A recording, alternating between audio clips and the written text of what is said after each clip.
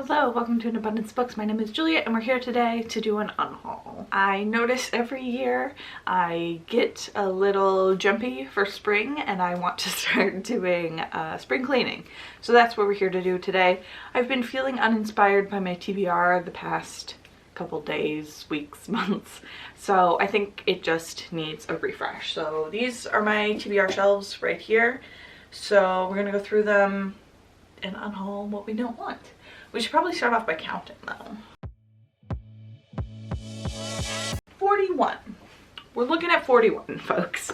So that's actually perfectly reasonable. There are actually, there's not everything's on this shelf. I'm sure we'll find a couple more things as we go through. So let's start by clearing off the shelves and then we'll talk about our system.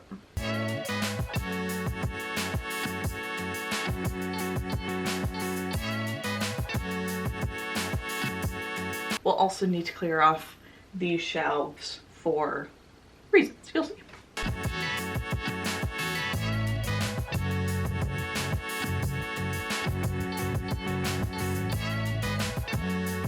And there we go. Some nice clean shelves waiting to be updated. My shelves have definitely gotten overwhelmed by knickknacks. I'm gonna have to figure out a system for that. But let's talk about the system that we're using for a book haul. I was inspired by Marie Kondo, the woman, the myth, the legend, and sparks joy. So what we're gonna do is hold up each of our books, determine what it sparks, and categorize them accordingly. So the first one that I have here is joy. These are books that I think I'm really excited and I think I'm really gonna give them high ratings. Maybe it's something that I bought recently, maybe it's something I know a lot about, a reread, lots of options for that. Next to joy, we're gonna put hope. So these are books that maybe I don't 100% feel are gonna be for me. I have some hesitations about, but generally I feel hopeful and I'm excited to read them generally. Something I definitely don't want to get rid of. Now we're starting to get into the categories where I think we're gonna unhaul some stuff. I think each one of these next categories is gonna have something. Our next category is obligation. So this is a book where I feel like I should read it. Maybe it's a classic, maybe I paid a lot of money for it. There's a reason besides the content why I'm keeping it or why I've kept it so far. My next category is sparks dread. I went through a lot of iterations trying to find the perfect group here. Fear, anxiety, some sort of general emotion. I am afraid of reading this book for whatever reason. And then our final category, I guess our last one will just be like other. Maybe we'll discover something along the way. But our last shelf is sparks apathy. This is a book I feel nothing about. I could take it or leave it. I have no opinions. I don't remember what this book is about. I don't remember why I bought it. There's probably gonna be a good number here. That's all the setup. Let's get started. Let's start with the 2 Wayward Children books that I have. I've read the first 5 and then somehow I screwed up and missed 6. And so this is 7 and this is 8, I'm pretty sure. And yeah, I don't know what to do with these. What does it spark? What do they spark? I think of these spark obligation because I've read 5 of them and I bought them and they're so pretty and they're novellas and they're quick, but I don't know if I necessarily need these. We're gonna stick them in obligation. These I think are a good candidate to go.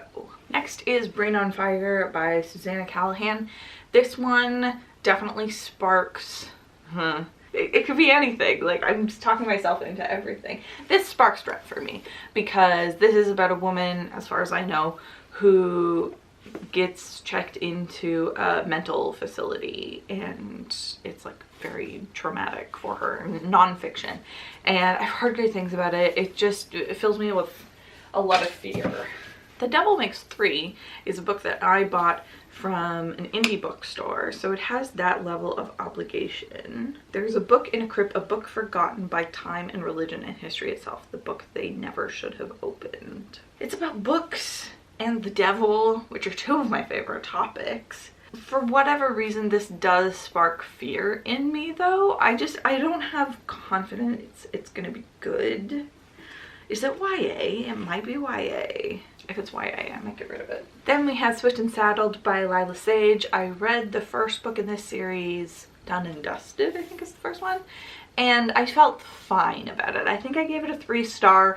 I wanted it to do more. Just the cover is so beautiful. I just had to have it. This one is definitely sparking obligation for me because I bought 2 of them. I should have only bought the first one. Next is Dungeons and Dragons and Buckaroos by Chuck Tingle. This is a choose your own adventure book, so it's got turn to this page to do this thing. I bought this for a video that I was gonna do, reading a bunch of Chuck Tingle things that I never ended up doing. I just don't like choose your own adventures, so I don't, this sparks joy. This sparks joy. I'm spending too much time deciding what to unhaul. We're just gonna categorize things and then we're gonna decide, right? Right. Then we have The Teller of Small Fortunes by Julie Leong. This is definitely a sparks hope. This is something that I just saw in the bookstore and thought it looked adorable. Cozy fantasy. This I'm hoping will give me the feeling of Song for the Wild Built Monk and the Robot. It kind of has that same vibe to me. I'm hoping this will maybe fill in some of the gaps that that book left for me. Next up is The Old Man's War trilogy by John Scalzi. It is called the Old Man War series. This is 3 books of modern classic science fiction. I've heard great things about it. I'm intimidated because it's 3 books, but they don't look that big. This is a sparks joy for me. This, I'm gonna get to it and it's gonna be my new favorite thing, and I believe that. Another sparks joy for you, Book of Doors by Gareth Brown. This is a semi-new release, right? 2024, yeah. And it's about being able to go through a bunch of magical doors. Books and doors and the devil are my 3 favorite things. So this is just gonna be great whenever I get to it. We're on a real joy run now. Next is Book of Bloods by Clive Barker. This is actually a bind up of 3 books. So I've read the first one and there are 2 more. So I loved it. It made it into my best books whatever year I read it. So another joy. And we can go with our newest edition, Death of the Author by Nnedi Okorafor. I was trying to remember after I bought this if I've actually read a Nnedi Okorafor or if I've just heard people talk about it and I assume that I have. This is a book about an author who's writing a book, and I think it sort of starts to bleed into real life and vice versa. It's also just gorgeous. Under the Dust Jacket is the book that the author is writing. I have so many questions, but definitely sparks joy. Next is Toni Morrison's The Bluest Eye. This is a sparks obligation because it's a classic, it's an Oprah's book club pick, but I literally know nothing. Hey, be good.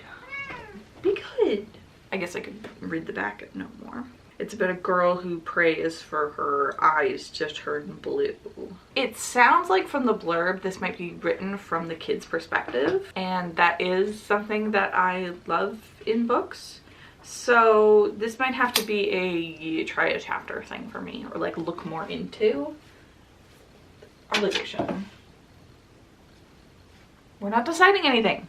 This next book is probably the most sparks joy of all the sparks joy. It is The Neverending Story by Michael Ende, translated by Ralph Manheim.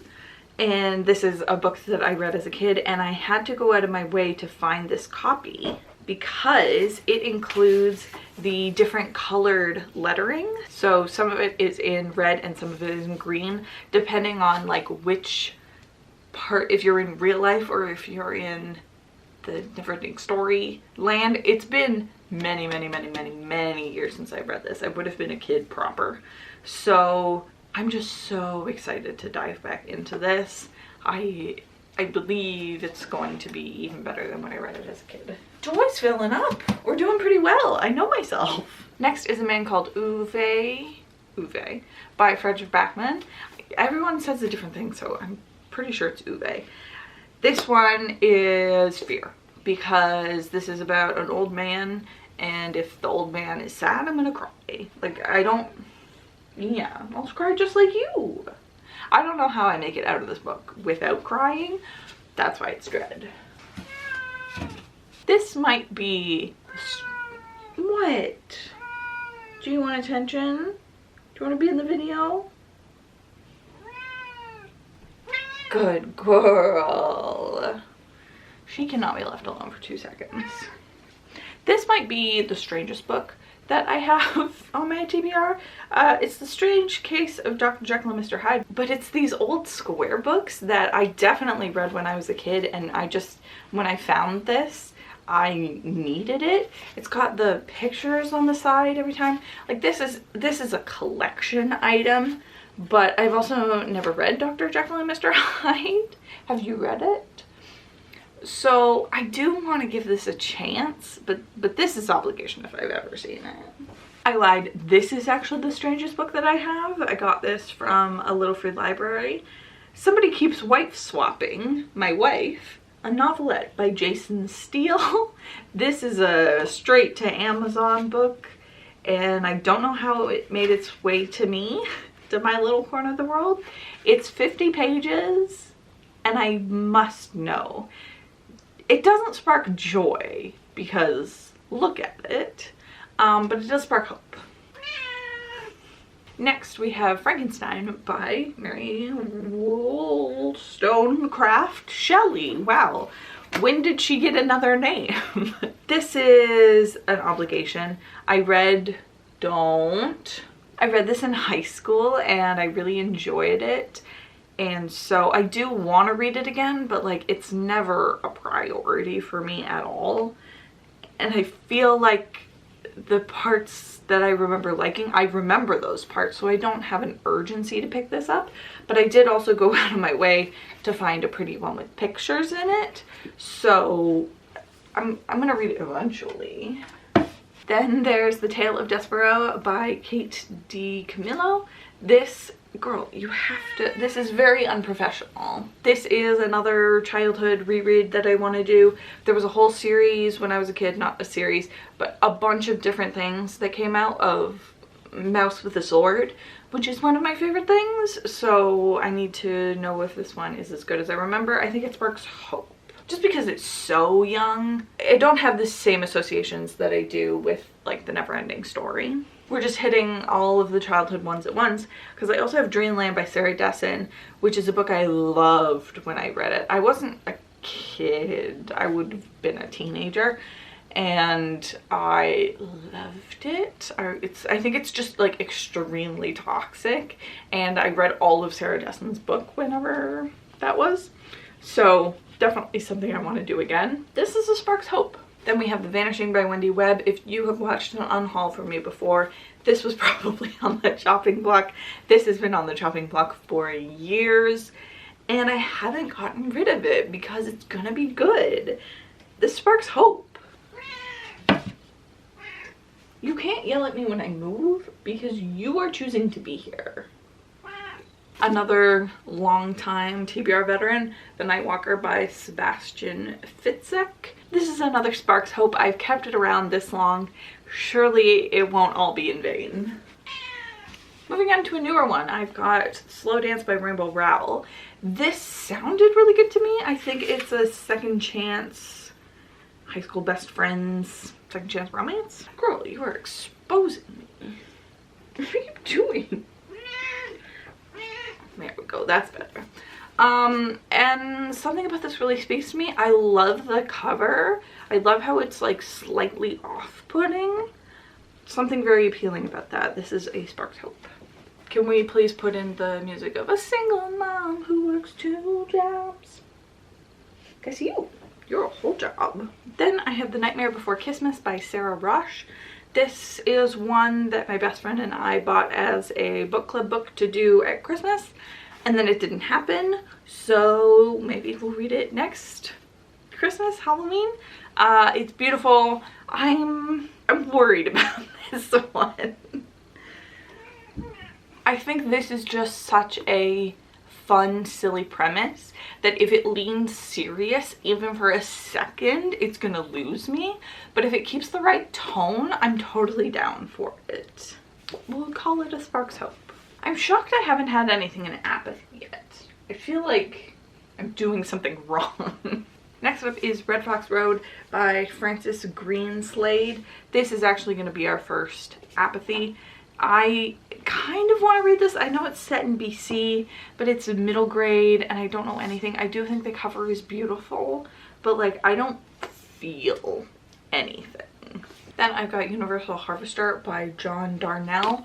This is a book that I bought while I was in New York in October of 2023, as the sticker helpfully reminds me. I bet that sticker is not going to come off nicely. So this is definitely a Spark obligation because I bought it in New York and I didn't really bring many souvenirs home, so this is sort of filling that void. And it does sound interesting. Do I remember anything? No? Oh, there's another movie on this tape. Okay, it's set in the 90s. Haunted videotape, potentially. The cover also just like this melting, vibrant. It's so cool. It's such a cool in-person cover that like I have to keep it. This is obligation. Stop yapping. The Couple in the Photo by Helen Cooper is another apathy. This was a little free library find. It's gonna be a perfectly average mystery thriller. I almost can guarantee. I feel nothing. Then we have Kill Them All by Pasha Mala. This is a Sparks Joy. This I think about reading once a month. I think maybe it's time to pick up Kill Them All. The audiobook's on Spotify. I can get it at any time. And it's got a low average rating on Goodreads and it's covered in cat hair. But it's horror, so that doesn't concern me as much, and just the cover is incredible. There's so much to be excited about for this. It's short, 240 pages. This is sparking joy in every possible way. 10 by Gretchen McNeil is another sparks joy when it absolutely should not be. I've read some other Gretchen McNeils and they were like 3-star YA, perfectly fine. But this is gonna be my new favorite book and I don't know how to explain it to you. If you get it, you get it. You don't, you don't. And I'm gonna read it and I'm gonna prove it to all of you. Sparking joy. Next we have The Texan's Bride by Geraldine Dawson. This one I bought when I was on vacation, I'm pretty sure, and there was just a little used bookstore there and I went and I found the best cover, the most iconic, like of the time cover that I could find, and it was this. And the cover is perfection. It's about a woman who moves to Texas to become this guy's bride. Is it good? Is it bad? No idea. I think this one is just scaring me because like I can be picky about romance. I don't know. It just sparks up. I don't know. Just decide.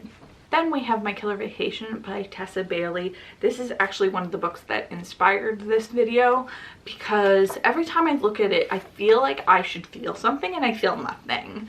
I think it's such a good cover and a good title, and it's Tessa Bailey who people like, but like I feel nothing. I think, again, maybe this is just going to be a perfectly fine mystery thriller and that's why it doesn't do anything for me. Stay up. Maybe it's a mystery thriller that I haven't really heard anyone talk about, though it's been years since this was published at this point, 2022. I feel nothing. Timeline by Michael Crichton is an interesting one because I read this in college maybe and really enjoyed it, and then I watched the movie and so the movie sticks in my brain a lot, and it's got a lot of similarities, it's got a lot of differences, and I just don't know when I'll have the energy to dive back into it. I enjoy Michael Crichton, but he can be bro-ier than some of the stuff I usually read. But I don't want to get rid of it because it's a book I really like. But I also don't remember it enough to feel like I can just put it on my red shelf. It's also just like not in very good condition. This is the Sparks obligation. I know. Beastly by Alex Flynn is another book that I had for a video. Do I even remember what the video was at this point? No, but I feel nothing. This is another one read when I was younger, liked it, recognized a lot of flaws in it, saw the Vanessa Hudgens movie, think about it constantly. I don't feel the need to go back to this, though I do remember the book being so much better than the movie. 300 pages of YA that I've read before, a Beauty and the Beast retelling. So I just kind of feel nothing. Then Wild Girls by Rory Power. And I read the first chapter or two of this years ago now at this point. And I liked it, but I think it felt too similar to something I had just read. I feel like time has just passed at this point. Like there's no excitement for this book. There's not, it's kind of apathy. Yeah, let's call it apathy. I'm sensing a theme now because The Party by Robin Harding is going to be another 3-star mystery thriller. I've read Robin Harding. It was fine. It wasn't my favorite thing. I've been putting off reading this forever. I don't think I'm actually going to read this. Let's go into apathy. 50 Ways to Win Back Your Lover by Kelly Siskind is a book that I bought while I was on vacation. And I think it was like a local author. And I don't know if I care. I bought this from obligation, but I don't really want to read. There's so many things I want to read. I am primarily not a physical TBR person too. So my TBR is 10 times as long as this. This is not the extent of everything that I could read. So I can be a little more brutal. Another weird one, The Bride Collector by Ted Dekker. Ted Dekker is a Christian author that I read when I was growing up as a Christian, and he's like horror, and so it was just like this fun way when you're a kid to experience some horror elements in the Christian sphere. And I've always wondered if he's actually good, so this was something I just found. I want to give it a try, but why? But why? Just because it's like I recognize a name? Also, why is this 450 pages? It's not obligation, it's not dread, it's kind of hope if you think about it. But if we combine all those, that's apathy, baby. Morty by Robert Rapino is another TBR veteran. You've seen this beauty around here before, but this is going to be good. I don't think it quite sparks joy because the idea of a cat in the military with an ant army and the war with no name, like there's just too many variables here, and if any of them aren't on point, the whole book could kind of fall apart. But it definitely sparks hope. Woman World by Amanda Dhaliwal is a graphic novel. It's more comic book panels. This is actually a book that I have read before, and I just recently bought myself a copy, and I want to read it again before putting it on the shelves. This is definitely a sparks joy. I love this collection so much. It's so feministy and funny and like just for the girls, gays, and days. So pick it up. Then we have Naked at Lunch by Mark Haskell Smith. This is a reluctant nudist's adventure in the clothing optional world. It's a nonfiction memoir about nudism, and this one absolutely sparks joy. The reason that I haven't been touching it is because I want the audiobook, and I don't think I have access to the audiobook. I should check that again to see if it's changed. Weird nonfiction like this is just so interesting to me. Maybe it's because it like feels like a cult but isn't a cult. This sparks joy for me. And look at how cute the cover is. Look how cute. Don't you want to read this? How to Kill Your Family by Bella Mackie is the obligation of all obligations because my friend who doesn't read gifted me this book. It sounds like something I'm really gonna like. It's mystery thrillers I get hung up on. That's so interesting to know about myself. This is sparks obligation. We can deal with my feelings of guilt later. 13 by Steve Kavanaugh. This is a mystery thriller that I feel weird about. This is hope because this is about a trial, the murder trial of the century, and the killer is on the jury. It could be really bad, but it could be really good. So let's call it hope. Now I'm just gonna look around to see, oh, there's a ton of books right here that are TBR books that I haven't actually read. I pulled out a bunch, all these ones here, I pulled out for the Buzzword Reading Challenge from Books and Lala. So let's go through them. Are there any here? You know what, actually, there's a bunch up here too. Let's do these ones first. These are my Book of the Month books that I haven't read yet from that video of Book of the Month. years ago. First one is Lunar Love by Lauren Kung Jessen. This is a romance, a matchmaker. Liv and Bennett make a deal. They'll find a match for each other, and whoever falls in love loses. Cute, very cute. Sparks hope, but like not an active hope. Then Tomorrow and Tomorrow and Tomorrow. This is my dread pile for sure. I got this book. It was a big winner. It won Book of the Year in 2022 from Book of the Month. My concern around this, my fear, my dread, some might say, is that I think it gets sad and possibly deals with gun violence, which I'm not super chill about. I've checked out the audiobook and returned it to the library so many times. I just need to sit down and actually do it, but I'm having a hard time being in the right headspace. So that's why it's going on dread. All right, then we can go to these. We have Girl in the Mirror by Rose Carlyle. This one just holds such a weird fascination for me. Like, I know, is this going to be a 3-star mystery thriller? Maybe. But look at the cover. Look how cool the cover is. It's about twins. It's going to be weird. Sparks hope. 30 Things I Love About Myself by Radhika Singhani. This is a Sparks obligation. I'm sorry to say. I want to be the type of person who willingly picks up women's fiction, but it's more of an exception than a rule. And just this very twee millennial idea of like how to love yourself and fix your shitty life in the process. Self-love journey. That's giving me ick. It's giving me ick feelings. That's dread. Dread/ick. Then we have How to Become the Dark Lord and Die Trying by Django Wexler.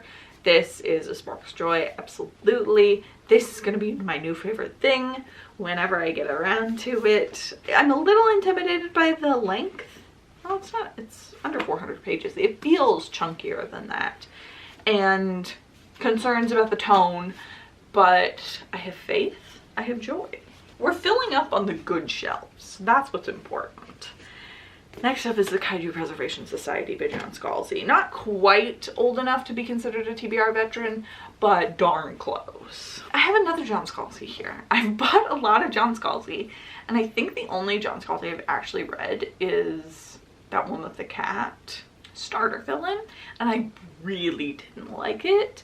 So that makes me more hesitant about John Scalzi stuff in general. This is going to be a 5-star or a 1-star. It's not going to be a 3-star mystery thriller. It's going to be a 1 or 5 sci-fi horror. And how do we categorize that? Dread. Dread. Then we have Hatchet by Gary Paulson. This copy used to be owned by A. Clark, or maybe A. Clark is a school.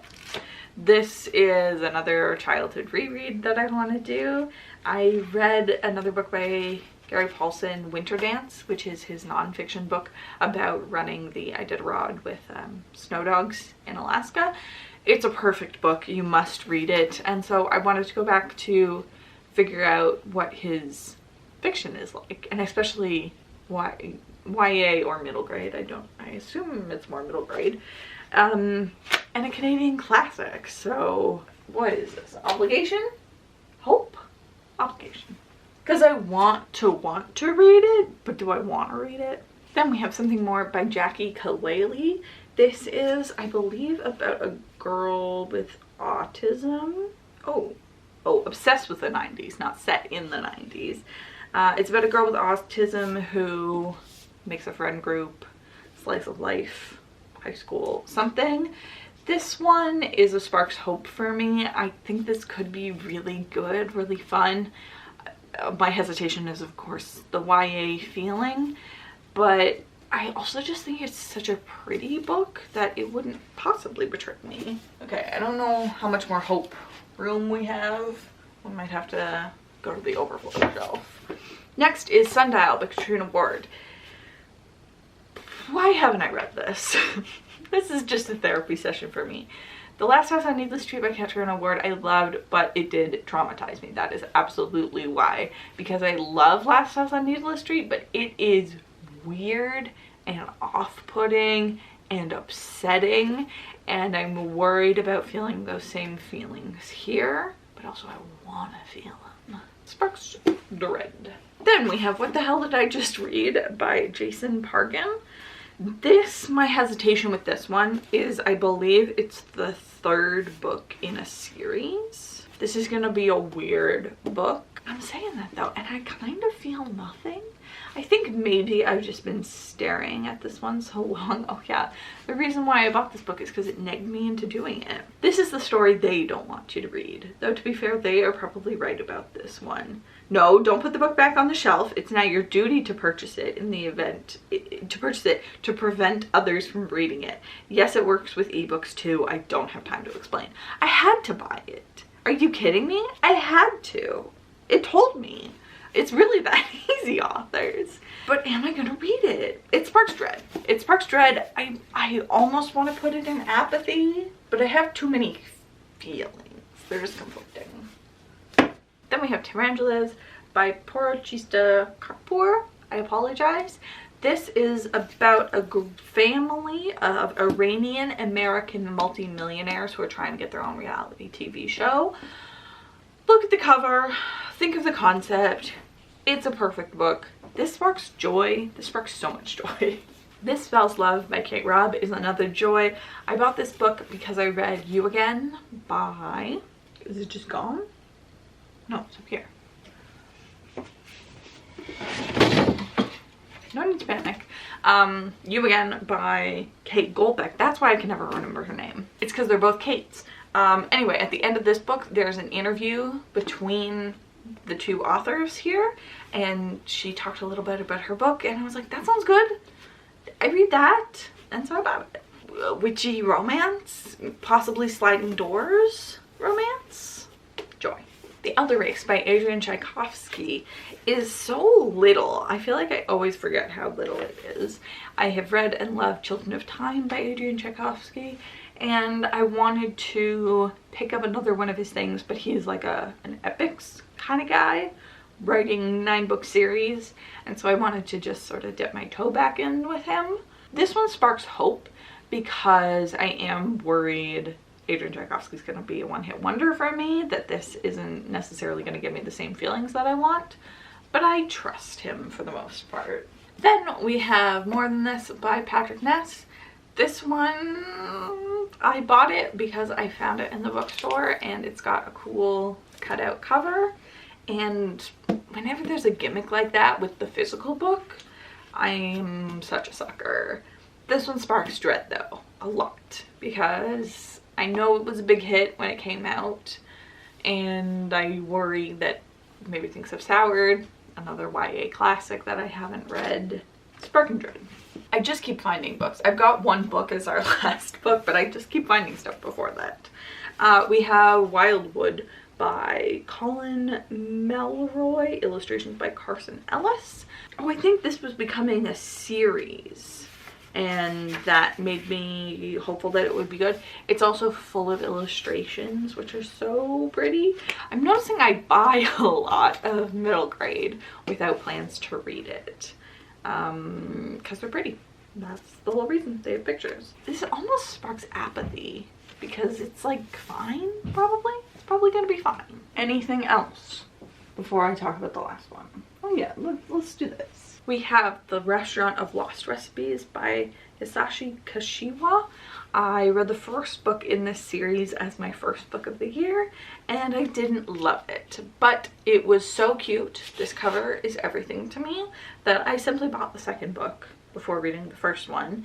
And I do kind of want to read this one just to see if it's any different. Maybe because my expectations will have been reset now, I can enjoy this more. I need to read this in order to keep it on my shelves, so I feel like kind of okay about reading it. It's an obligation. It's not even a dread for a book that I originally gave 2 stars. It's weird. All right, just kidding. I did have another book of the month book, Too Good to Be True by Carola Lovering. This is 1 love story, 2 marriages, 3 versions of the truth. I think it's about is this the poly one? I always think this is the Mormon polygamy book that I have in my TBR, but it's not. And I kind of don't know what it is, and I kind of feel nothing. we'll do our final book now. A Grim Reaper's Guide to Catching a Killer by Maxine Dara. This is a cover title by absolutely. It's so cute. The colors are so good. It's about death. I love death. Reaper's Scythe is one of my favorite books ever. So what could go wrong? My concern here is tone again, because it's going to be fun and silly and goofy, and whether that works for me or not. But we're going to put it in hope if we have room, which we do. So here is the completed list of everything that we've got. Oh, I just found another one. Let's do it, because I do want to keep this one on my mind. This is On a Sunbeam by Tilly Walden. This was recommended on BookTube years ago. It is a lesbian boarding school in space graphic novel. So I bought it. I don't like graphic novels. They don't spark joy for me. They're just kind of there. Oh, I remembered I also have a couple Heartstoppers. Just trust me, I'm gonna read the Heartstoppers. I like them. This one is just getting over the graphic novel, and also it's so big, which is dumb to be intimidated by because it's a graphic novel, but this is gonna be sparking dread for me, which is so bad. Ugh. Okay, I'm calling it there. Even if I find more books, we're calling it. So these are the completed shelves. Let's take a look at them. Ooh, ah. And then we'll decide what we're actually getting rid of. My goal with unhauling is probably to unhaul 10 minimum, 15 I'd feel good, 20 I'd feel amazing, but I don't want to push myself too much. But I want to keep things that I can actually read. Sorry if you can hear background noise. So starting with Joy, I'm keeping all of these. These are all going to be great. They're all going to be 5 stars. I'm going to read them immediately. Great, we're not touching that shelf. Hope, I think we're also going to keep all of these. I don't have to keep all of them, but these are all ones I am excited to read. These are all 4-star books, I think. But there's nothing here that I really don't want to read. The only thing that's tripping me up is Girl in the Mirror, which is a mystery thriller, and I gotta keep at least one mystery thriller. Moving on. Obligation. We identified our first 2, Lost and Moment and Found. And the Drowned Girls, I don't need to keep these. If I ever feel the need to read a We Were Children's book in the future, I can just do that from the library. I don't need to own these, and if I keep owning them, I'm going to keep reading them, and I'm going to keep giving them low ratings. So these are gone. Other than that, Bluest Eye is another one where, like, I don't have to own this. This is something I could easily get from the library. Flipping through though, this is some interesting writing. What is my goal here? Is my goal to have fewer books? Because this will just still be on my Goodreads TBR. I don't need to own it. I don't need to own it. I don't need to own it. These ones, I bought special editions of these classics, so I can keep those. Timeline's on the chopping block. I'm gonna move it to this side to imply it is up for elimination. All right, moving to Dread. What can we get rid of here? Dungeons and Dragons and Buckaroos. It makes me feel weird every time I look at it, so I think I'm gonna get rid of this. And I know someone who will want this. Rain on Fire is a weird one because if I love it, I'm gonna want a physical copy, but I'm probably gonna read this by audio.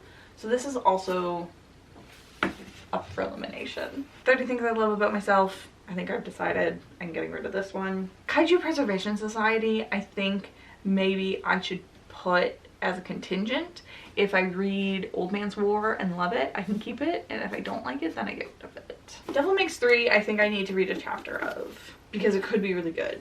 I think I want to keep it for now. More than this, I can get rid of. We're here to get rid of things. I can get rid of more than this. And what the hell did I just read? I think I'm gonna get rid of it. I think I'm gonna get rid of it. I just think it's gonna be too funny. It's not gonna do enough for me, and it is part of the series. I noticed on the front. So this isn't the right call for me. The rest of these I think I'm happy with. Battery died, but we're back. Apathy is our last shelf. I feel like this one might be easier to do by what I want to save than what I want to get rid of. Wildwood I want to save just because it's such a beautiful book. It's such an interesting physical piece, and I don't know. I think I need to make more of a concerted effort to read middle grade. And then maybe this will get unhauled later. But I want to give this a try. And I want to give this copy a try. So I keep it. Too Good to Be True, I'm also on the fence on. Because just reading that description right now didn't really appeal to me. Maybe I'm going to read it again. Give me a couple minutes. Oh, it said earlier. Okay, this is really interesting. And also, this is weird. I have to keep this now, reading that description for research purposes. And I can't say anything more than that, but this just got bumped on my TBR for reasons completely unrelated to the plot. I'm keeping this. And I think I want to keep Wilder Girls because there is a real chance that I'm gonna like it. I didn't DNF it because I wasn't interested in it. It just wasn't the right time. So I'd like to try to find the right time a little bit more. But the rest of these, I think the rest of these can go. So we've got The Bride Collector, Ted Dekker, 50 Ways to Win Back Your Lover, The Party by Robin Harding, Beastly by Alex Flynn, My Killer Vacation by Tess Bailey. This one still feels bad. It's got such a good feel, but I'm not gonna read it. I'm not gonna read it. Couple in the Photo, another mystery thriller. Let's get rid of some of these. And then Red Fox Road. No, I can get rid of this one. That's 14 books I'm getting rid of. I said 15 was my goal. Can I do another one? Just cause. I guess it's one of these three, on the chopping blocks. And if I'm getting rid of one of them, it's gonna be the book that's not in very good condition. It's a little stained up. It's fine. It's just compared to the other ones, I think I'm okay getting rid of Timeline. Ugh. Yes, I'm fine with it. Maybe I'll check that it's at the library before I get rid of it for sure. But I can get rid of this. And then keep these other two because they might be really good for me. And they're also both like short. They're very cute together. And that's 15 books. I think we're good. That means I'm keeping. We pulled in quite a few, so. And we're keeping 47 books, which is somehow more than what we started with overall. We somehow picked up like 20 books along the way, but 47 is still under 50, which I think is perfectly reasonable for TBR. I'm happy with this. So here's the final look at everything that made it onto these shelves. I'm happy with this. I feel cleansed by the spring. And I'm excited to read these. I think part of why doing an unhaul makes it hard is I actually take the time to look at the books and think about them critically. And that makes me more excited for them. Reminds me why I bought them in the first place. But cutting it down by 15 ain't nothing to sneeze at. Alright, that's all from me. Thank you so much for joining me for this unhaul. Hopefully you get rid of all your books too, if that's what your heart desires. Thank you. Farewell. Have a good day. I'll see you later with another one. Goodbye.